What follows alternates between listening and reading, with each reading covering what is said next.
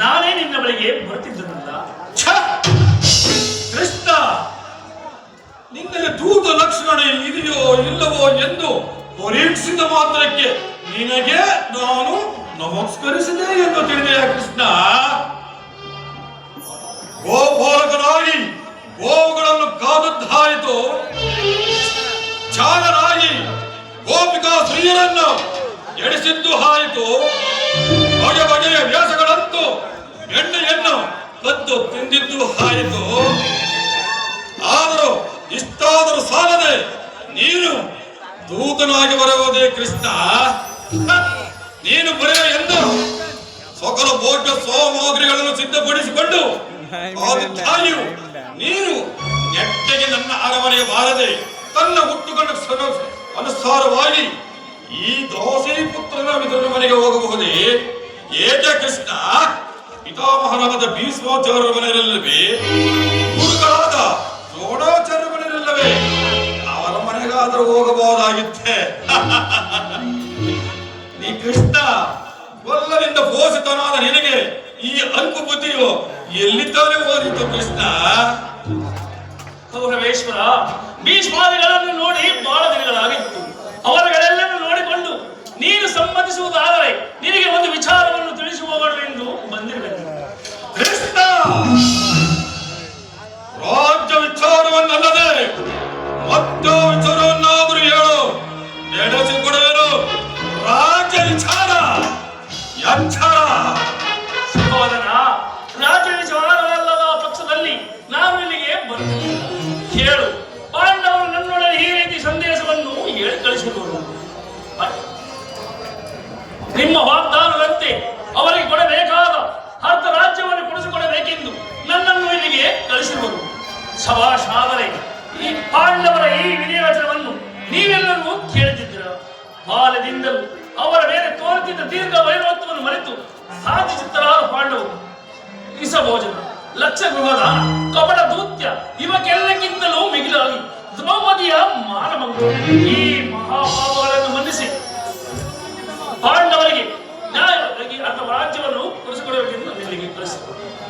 ಈ ಸಮಯವನ್ನು ವ್ಯರ್ಥಗೊಳಿಸದೆ ಪ್ರಾಜ್ಞರಾದ ನೀವೆಲ್ಲರೂ ಬಂದಿದ್ದೀರ. ಸಭಾಧ್ಯಕ್ಷರೇ, ಇಷ್ಟದ ನಿಮ್ಮ ಮುಂದೆ ರಾಜ್ಯ ಕಾರ್ಯವನ್ನು ನೀವೆಲ್ಲ ಕೇಳಿದಿರಲ್ಲವೇ? ಶಾಂತಿ ಸಮಾಧಾನದಿಂದ ಈ ಸಮಯವನ್ನು ವ್ಯರ್ಥಗೊಳಿಸಿದರೆ ಅಮೃತವು ವಿಷವಾಗುವುದು.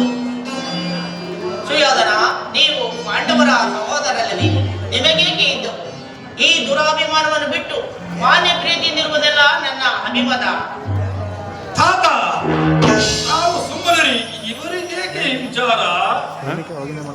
ದುರ್ಯೋಧನ, ಭೀಷ್ಮರು ಆಡಿದ ಮಾತಿನಂತೆ ನೀವು ಪಾಂಡವರಾಗಿ ನಿಮ್ಮ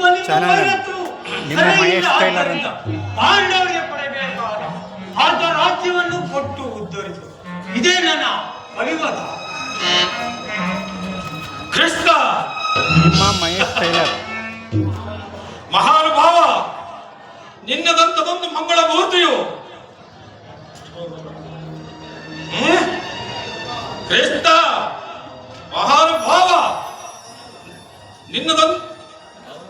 ನಿನ್ನದೊಂದು ಕೌತುಕವನ್ನು ಶ್ಲಾಘನೀಯವಾಗಿಯೇ ಮುಗಿಸಿದೆ. ಆದರೆ ನಿನ್ನ ಒಡಂಬಡಕ್ಕೆ ಬುದ್ಧಿಹೀನರು ಈ ದುರ್ಯೋಧನನಲ್ಲ, ಇದು ಶುದ್ಧ ಕ್ಷತ್ರಿಯರ ರಕ್ತ. ಶೂನ್ಯತೆ ಕೊಳಕು ನೀರಲ್ಲ ಕೃಷ್ಣ, ಕೊಳಕು ನೀರಲ್ಲ. ಶ್ರೀಹೋದರ, ಇದಕ್ಕೆ ಇಷ್ಟೊಂದು ಕೋಪವೇ? ಇದು ನಿನ್ನ ಹಣೆಯ ಬರಹ. ದುರಾಗ್ರಹದ, ದುರಾಂಕಾರದ, ಸಾವಾಸದ, ದುರಾಶಯದ, ದುರಾಭಿಮಾನ ವಿಚಾರ ಮಾಡು ಕೌರವೇಶ್ವರ. ಕೃಷ್ಣ, ನನ್ನ ಕೌತುಕವನ್ನು ಶ್ಲಾಘನೀಯವಾಗಿಯೇ ಮುಗಿಸಿದೆ. ಹಾಕು ನಿಲ್ಲಿಸು ನಿನ್ನ ವಾಕ್ಪುಟತ್ವ.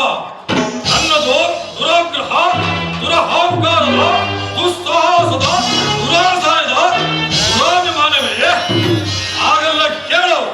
ಈ ಕೌರವೇಶ್ವರರನ್ನು ಸದೆ ಮಾಡಬೇಕೆಂದಿರಲ್ಲವೇ? ಓ ನಿನ್ನ ಭೀಮ, ಅವರದು ದುರಾಗ್ರಹ. ಓ ಕೈಕ, ಕೌರಡನಾದ ಈತನನ್ನು ಒದಿಸಬೇಕೆಂದಿರಲ್ಲವೇ?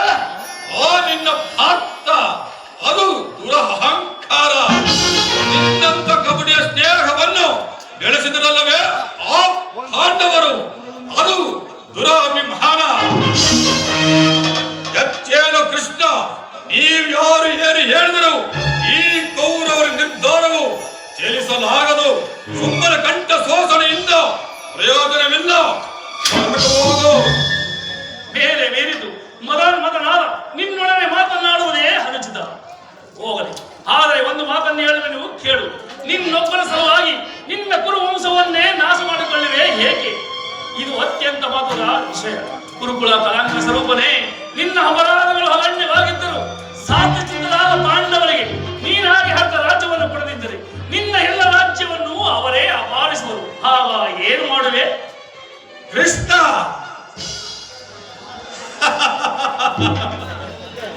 ಇದರಲ್ಲಿ ನನ್ನ ಅಪರಾಧವೇನಿದೆ ಕೃಷ್ಣ?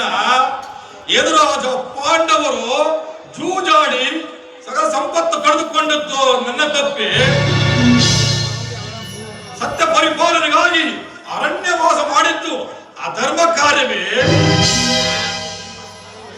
ವಾಸುದೇವ, ಈ ವಿಸ್ತಾರವಾದ ಸಾಮ್ರಾಜ್ಯವನ್ನು ಈ ದುರ್ಯೋಧನ ಹೊರತಾಗಿ ಶೋಷಣೆ ಮಾಡಲು ಮತ್ತಾರಿಂದಲೂ ಸಾಧ್ಯವಿಲ್ಲ. ಪಾಂಡವರು ಆ ಪಾಂಡವರಿಗೆ ಭಿಕ್ಷಾವೃತ್ತಿಯೇ ಯೋಗ್ಯವಾದ ಜೀವನ. ಧರ್ಮ ಭೀರುಗಳಿಂದ ಈ ಹೊರ ಸಾಮ್ರಾಜ್ಯವನ್ನು ಅವರ ಕೈಗೆ ಒಪ್ಪಿಸಲು ಈ ಅಪಮಾನವು ನನ್ನಿಂದ ಸಾಧ್ಯವಿಲ್ಲ ಕೃಷ್ಣ. ಯುದ್ಧದ ಭಯವನ್ನು ತೋರುತ್ತಿರುವ ಜನಾರ್ದನ, ಯುದ್ಧವು ಕ್ಷತ್ರಿಯನ ಅರ್ಥ ಕೋಪ ಮೋಕ್ಷ ಜೀವನದ ಏಕಮಾತ್ರ ಧ್ಯೇಯ. ಕ್ಷತ್ರಿಯನು ಎಂದಿಗೂ ಯುದ್ಧಕ್ಕೆ ಭಯಪಡುವುದಿಲ್ಲ, ಭಯಪಡಕೂಡದು. ನಿನ್ನ ಅಭಿಷ್ಟವು ಯುದ್ಧವಾಗಬೇಕಾದ್ರೆ ಅದನ್ನೇ ಹೊಂದುವೆನು.